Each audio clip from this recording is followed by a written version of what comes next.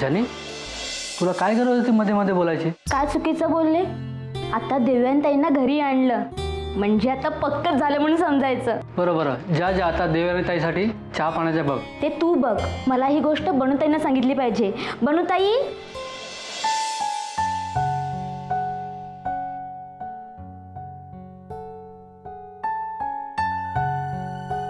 ये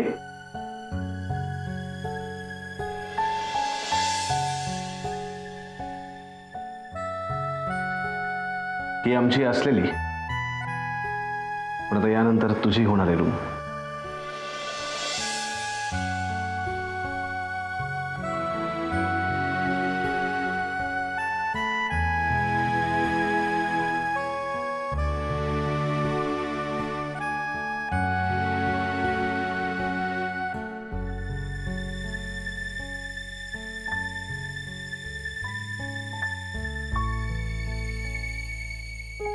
खूपच रोमॅन्टिक झालायस.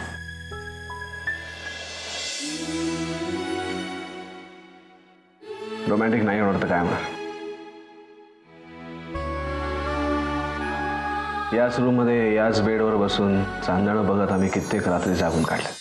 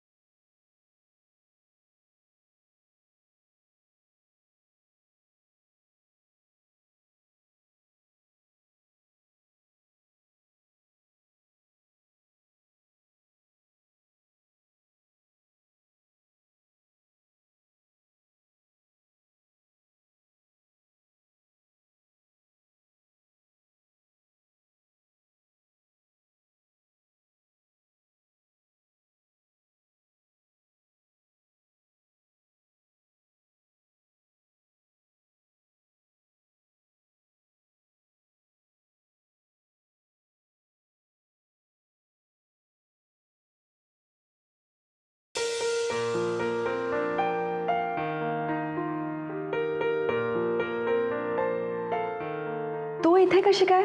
तेच मी म्हणते, तू इथे कशी काय?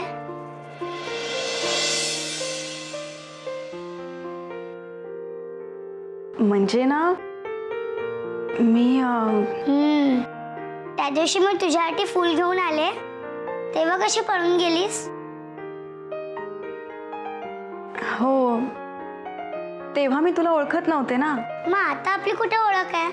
म्हणजे अगदीच ओळखत नाही असं नाही. मला तुझं नाव माहितीये, बनू. पण मस्का नको मारूस. आता तू सांग, तू इकडे का आलीस ते? हा, वहिनी,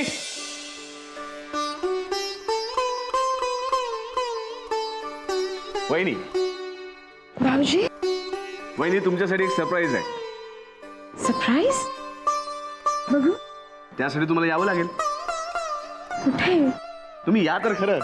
सांगा तरी भाऊ. चित्रामध्ये जर मीच सांगितलेलं की तुझ्याशी कट्टी गेला म्हणून तू आज इकडे आलीस.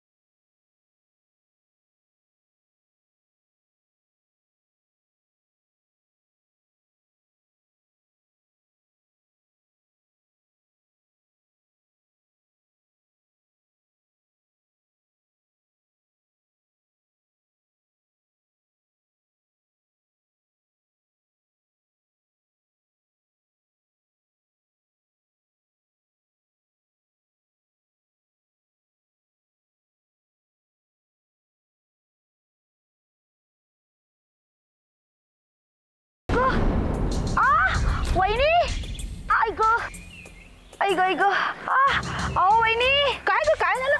अगं पाय मुरगळला वाटतं. अगं काय तू थांब जरा चप्पल काढ. थांब काय अशी कशी धडपडलीस? जरा बघून चालायचं ना.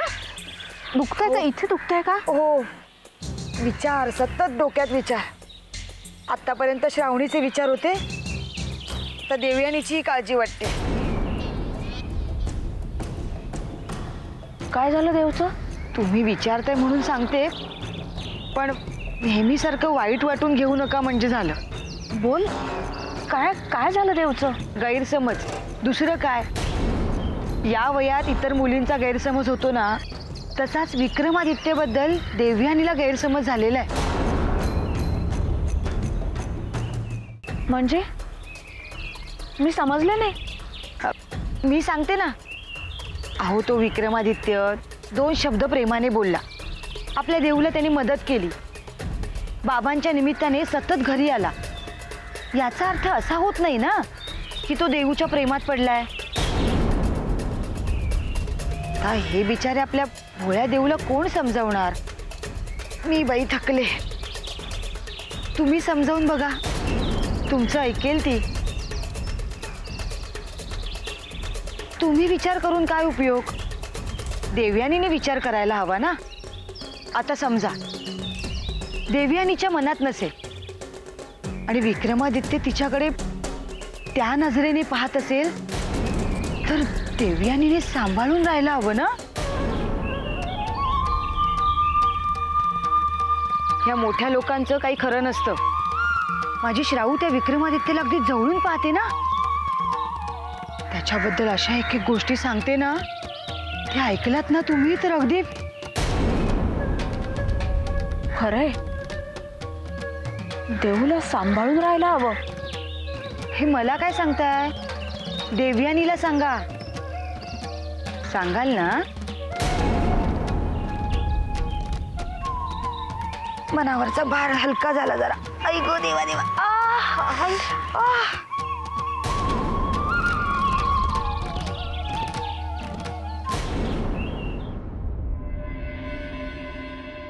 मी निघते. निघालीस?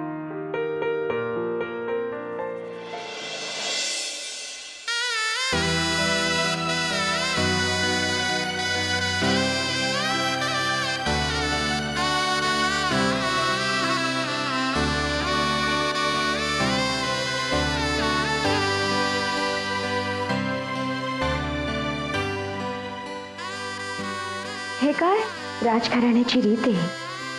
आज खऱ्या अर्थाने पहिल्यांदा तू या घरात पाऊल टाकलंयस.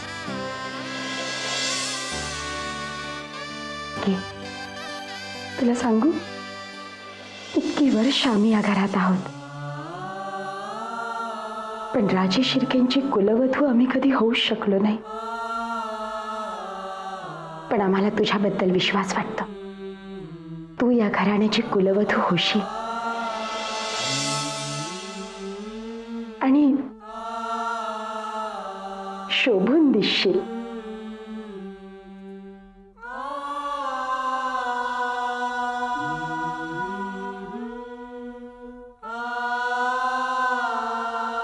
वहिनी,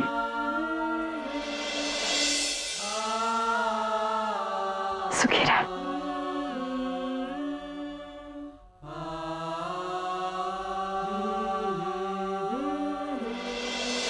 आनंदाने संसार करा.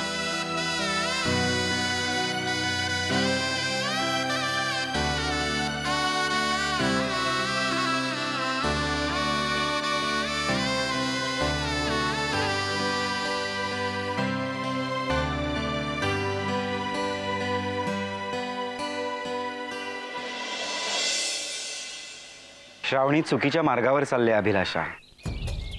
मी तुला आतापर्यंत 1000 वेळा ही गोष्ट बोलून दाखवली आहे, पण तू तिला काहीही बोलायला तयार नाहीयेस. विक्रमादित्यच्या ऑफिसमध्ये नोकरी करते, यात काय चुकीचं वाटतं तुम्हाला? नोकरी करणं हा काही गुन्हा आहे? अभिलाषा, नोकरी करणं हा गुन्हा नाहीये, पण ती तिथेच नोकरी का करते याचं कारण मला चांगलंच माहिती आहे. विक्रमादित्यच्या जवळ राहिल्यानंतर त्याच्या मनात स्वतःबद्दल एक जागा निर्माण करता येईल, ही असली खुळचट कल्पना तिच्या डोक्यात कुणी भरवली? उद्या तिचा अपेक्षाभंग झाला तर याचे परिणाम किती भयंकर होणार आहेत याचा विचार केलास?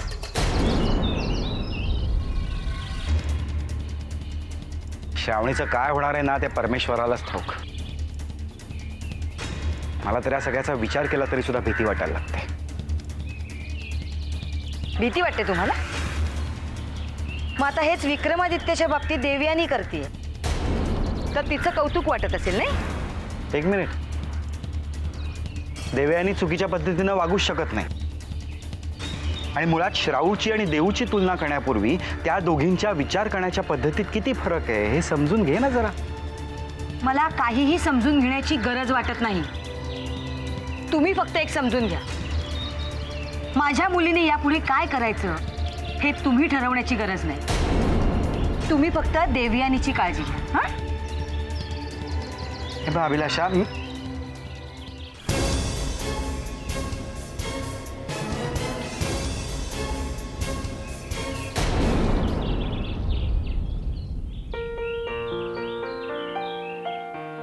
देव, कुठे गेली होतीस? गेले होते कुठेतरी. एवढे गुलाब कुठून आणलेस? गुलाब? कुठे आहेत गुलाब? साक्षी, तू ना आता दिवसाही स्वप्न पाहायला लागलेस. हे बघ, मी काही स्वप्न वगैरे बघत नाहीये. मला जे दिसलं ते मी विचारलं. आता तुला नाही सांगायचं तर नको सांगूस, मला काय. अगं पण मी आणलेच नाही आहेत गुलाब. बरं तूच दाखव आता कुठे आहेत गुलाब. हे काय, तुझ्या गालावर टप्पोरे टप्पोरे लाल गुलाब दिसत आहेत. साक्षी, तू पण ना विक्रमला भेटायला गेली होतीस ना? चेहरा सांगतोय तुझा. विक्रमलाच भेटायला गेले होते, पण नुसतं विक्रमला नाही, त्याच्या घरीही गेले होते. काय? हळू हळू बोल, कोणीतरी ऐके. तो क्या हुआ? प्यार किया तो डरना क्या? अच्छा, जाऊ दे मग, मी सांगतच नाही. देव, ठीक आहे, सॉरी सॉरी. हाताची घडी आणि तोंडावर बोल. सांग. साक्षी, नको, जाऊ दे. असं काय करतेस तू? सांग. हळू बोल, सांगितलं ना. सांग. विक्रमादित्य, आम्हाला तुमच्याकडून ही अपेक्षा नव्हती. साईमा, विक्रमनी लग्न करावं अशी आपलीच इच्छा होती ना? इच्छा होती म्हणूनच आम्ही मुली शोधत होतो ना. एकापेक्षा एक सुंदर आणि राजघराण्यातल्या मुली सांगून येत होत्या, पण त्या सगळ्या नाकारून डी.व्ही. देशमुखांच्या एक शिक्षिका असल्या मुलीला तुम्ही पसंत केलं. राजघराण्यात कुठल्याही घरातली मुलगी आणायचा अधिकार तुम्हाला कोणी दिला? साईमा, मान्य आहे की देवयानी श्रीमंत घरातली मुलगी नाहीये, पण साईमा आत्ताच्या परिस्थितीमध्ये आणि विक्रमच्या दृष्टीनं श्रीमंत घराण्यातल्या मुलीपेक्षाही ज्या घराण्याचे संस्कार श्रीमंत आहेत ती मुलगी या घरात येणं हे जास्त महत्त्वाचं आहे असं मला वाटतं. आम्हाला फक्त एवढंच वाटतं की ज्या घराण्याच्या पिढ्या आमच्या शाळेच्या आसऱ्यानं चालत आल्यात त्या घरातली मुलगी सून म्हणून आम्हाला चालणार नाही.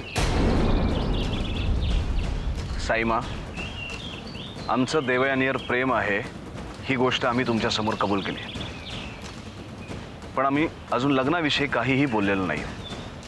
उगाच आत्तापासून या विषयावर तुम्ही का वाद घालताय? या विषयावर वाद घालू नये अशी जर तुमची इच्छा असेल ना, तर यापुढेही या विषयावर वाद घालायची आमची इच्छा नाही. देवयानी हा विषय आता इथे आम्ही संपवलाय.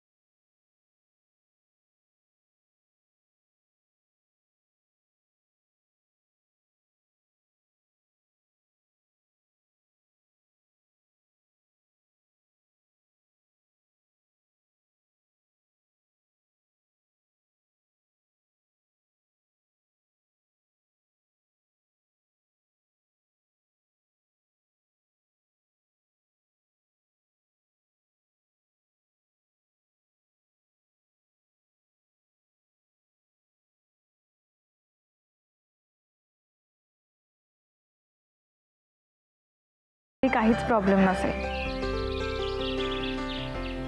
पण आई, अगं आईला तर यातलं मी अजून काहीच सांगितलं नाही. तिला आवडेल विक्रम, ती देईल आमच्या लग्नाला परवानगी. देऊ. अगं तू असा निगेटिव्ह का विचार करतेस? तू नको काळजी करूस, सगळं व्यवस्थित होईल. हे घे, मी चहा ठेवते तुझ्यासाठी.